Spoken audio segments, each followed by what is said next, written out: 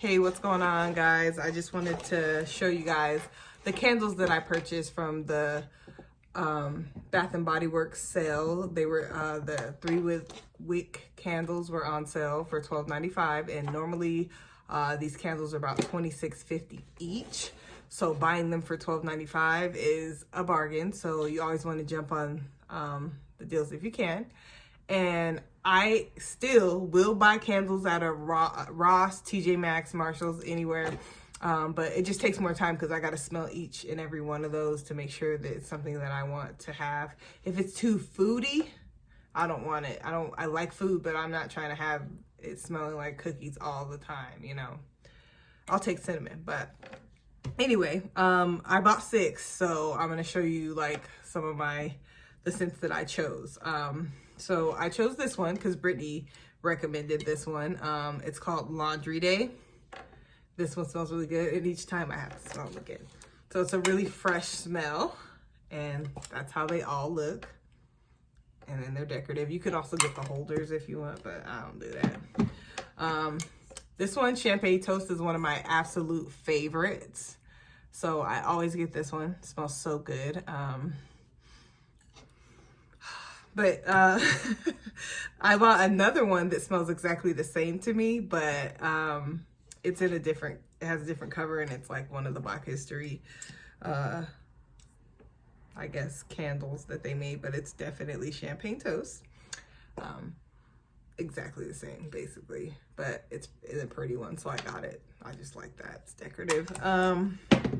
I also got this one, which I've never had, but I was looking for one called Black Tie. It smells really good, but she's like, oh, if you like that one, you might like this one. It's kind of fresh. This is Warm Ocean Breeze. So that one, it was a little at first, but I think I'll like it. It's another kind of a clean, manly smell. Not manly, but not too manly, but that's how it looks. And I also got, what I like to call manly, the manliest of mans, the best smelling man, just, whew. And when you smell this, all you can think of, and somebody said it, I don't know who, is Method Man. I don't even refer to this candle as mahogany teakwood.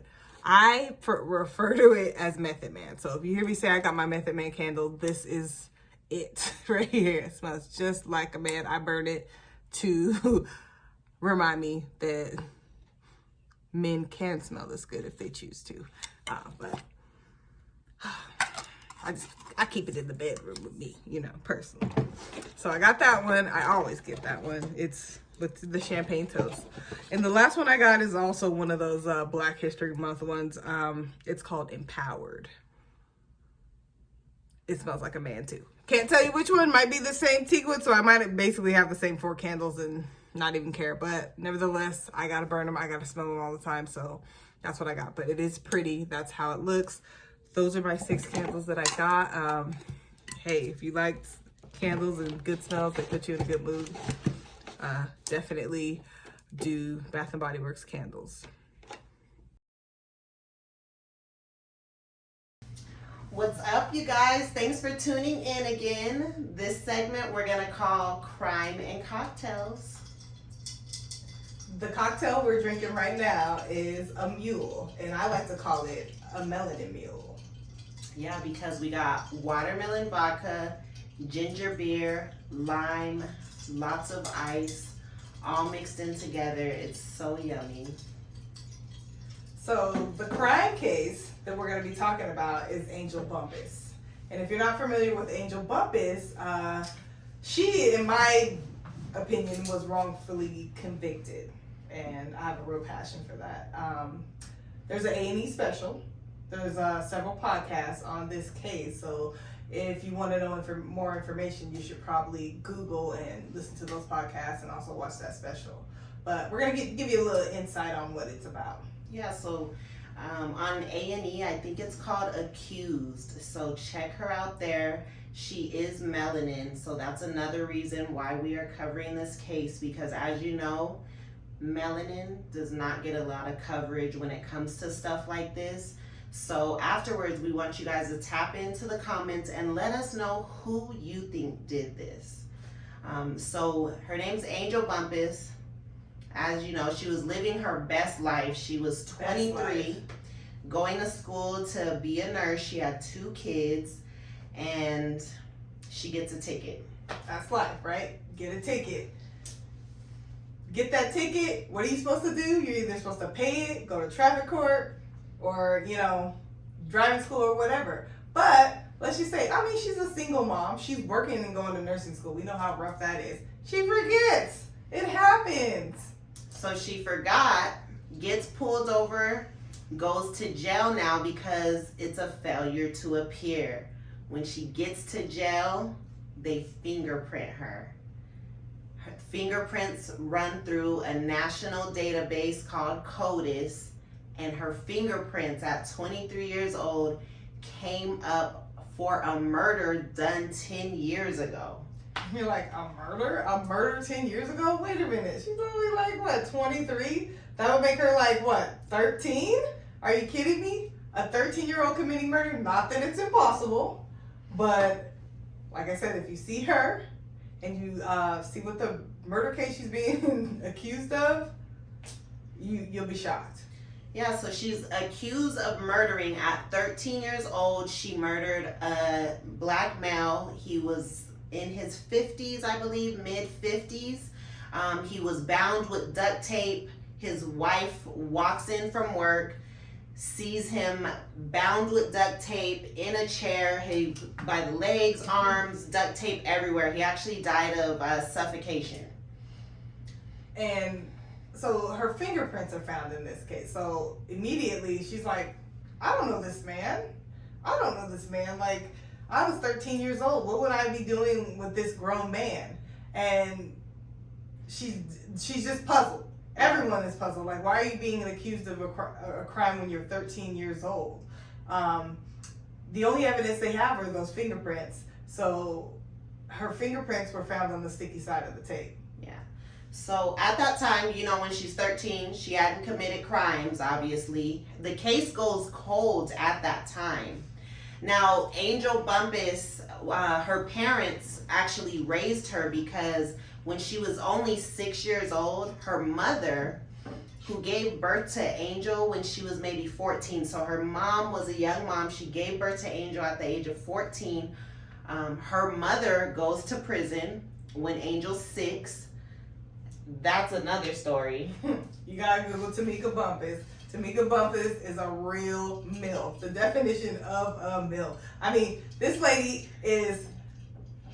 She's bomb. She's bomb. Now, she's our age. Yeah, she's about our age. If you know how old we are, you know. Yeah. But now, mind you, she had her when she was young, but she looks good.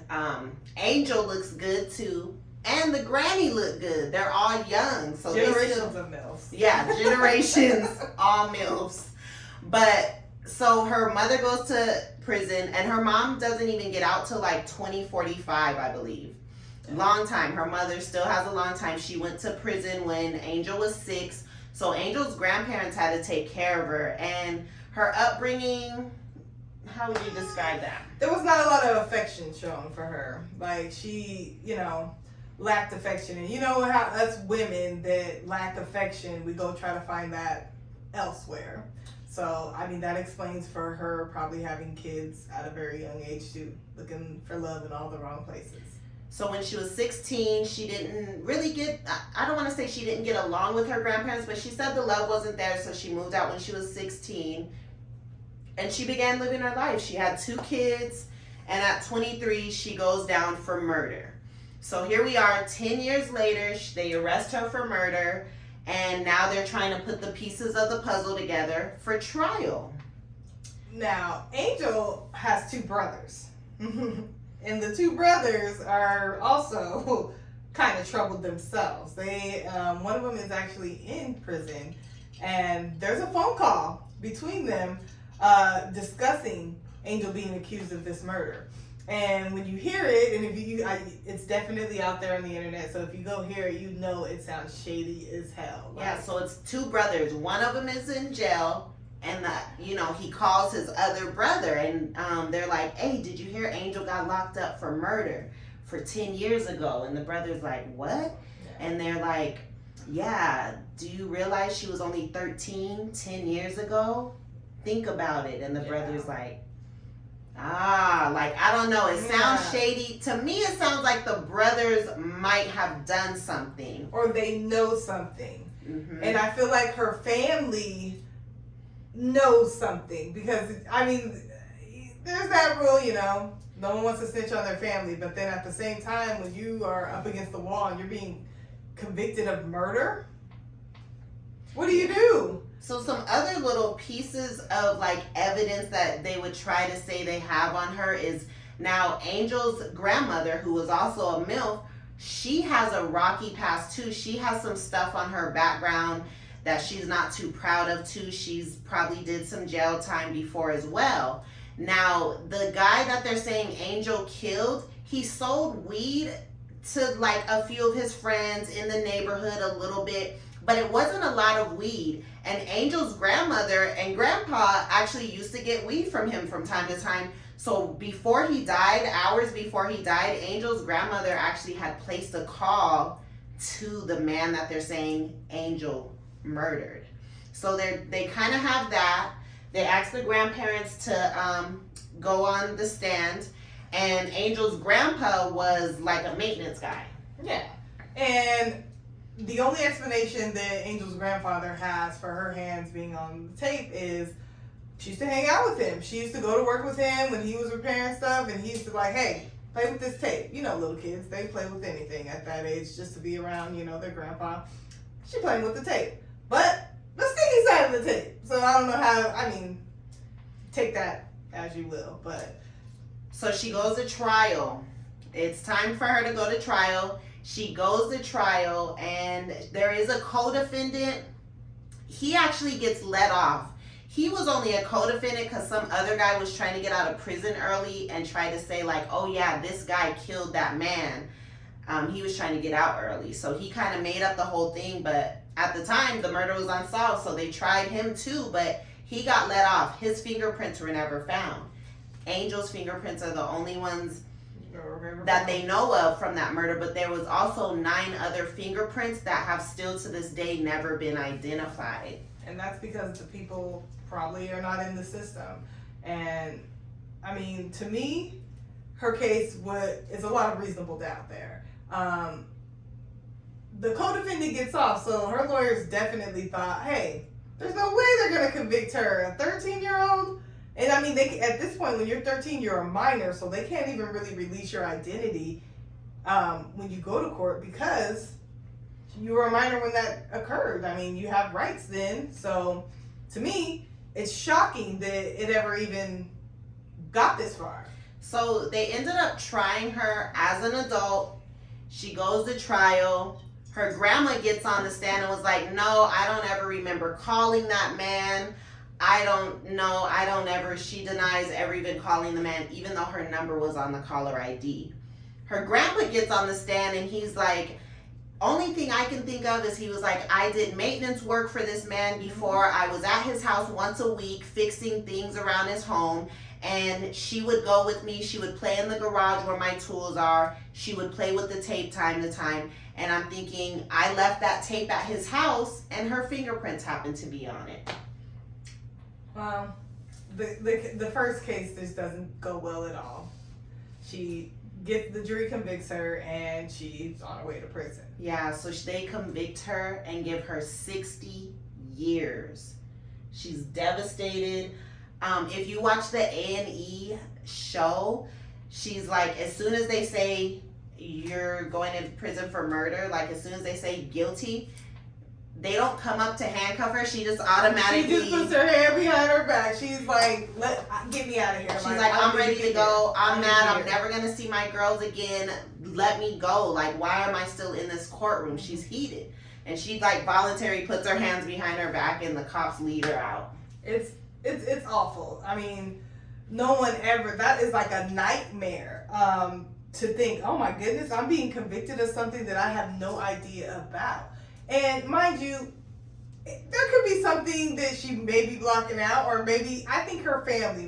In my opinion, I think maybe her family knows more than what they're saying, and I don't know why they're not unwilling, or I don't know if they are or not. I can't say, but I just feel like there's more that needs to be investigated. Angel's going back to trial. I mean, it's been delayed. Thank you, COVID. Yeah, so because of COVID, things were delayed. She's actually going to get another trial. Because to me, I think she deserves that. Mm-hmm. The court case, there was a lot of things that her defense should have did that they didn't.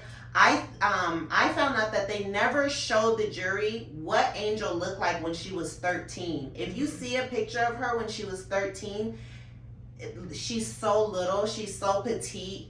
There's no way she overpowered this over 200-pound grown man and duct taped him the way he was duct taped. It's like impossible. I think if they would have seen a picture of them, like, they would have been like, there's no way. Yeah, because there ain't no way I'm sitting on the jury going like, oh yeah, she did this. No, I could never be sure about that. Now, I can't tell you how her fingers got on the sticky side of that tape, but it's definitely not enough evidence for me to be like, oh yeah, she did this. Send her to jail. Like, no, never. So, we want to know what you think. Her trial's coming up. We're going to keep up with it and, try to figure out the outcome. We'll probably do an update. I think her trial is in May, so we'll definitely be coming back and letting you guys know how that goes. But for now, we want to know, do you guys think Angel did it? Who do you think did it? I mean, what do you think? I think that someone in the family did something. I honestly think those brothers know more than what they're saying, and I think that because she was so young, they thought she'll never get convicted of this. She'll never have anything to do with this. She'll be fine. So that's me. I think the family knows more than what they're saying. Now that I'm like re-saying everything, I'm a little bit on the fence because the way the jury did it, they made it, or the way the prosecution did it, they made it seem like she ripped the tape off and handed it to somebody. So they're saying that's maybe she was accomplice. She was there. Who was she covering up for? Who are those other fingerprints going to? What I want to know is, it's weird that at the age of 16, she moved to a whole nother state. That is also true. Did she maybe help somebody and she had to get up out of there at some point, to get away? Is she being a ride or die? Yeah, is she being a ride or die? I don't know. It's crazy to me because she has 2 little girls. And that would be all that mattered to me is, my kids. So I'm sorry if I had kids, 2 little girls that needed me. She was a single mother. She was going to school to be a nurse. She was on the up and up, trying to make the best of her life. If there was somebody that she helped, singing like a bird. That's the time I'm telling you. So we want to know what you guys think. Take the time to do a little research on her case. Angel Bumpass. There's a 80, and there's also shout out to Sisters Who Kill podcast, man. Listen to their podcast. They tell that story the best I've ever heard it. Yeah, that's where we heard it, and we seen the A&E story. So let us know what you think in the comments. Yeah. Who did it? And we'll keep you guys posted after that next trial for sure. So, all right. Well, we're gonna wrap it up. That was our little portion of Crime and Cocktails. Thanks for watching. Like, follow, subscribe.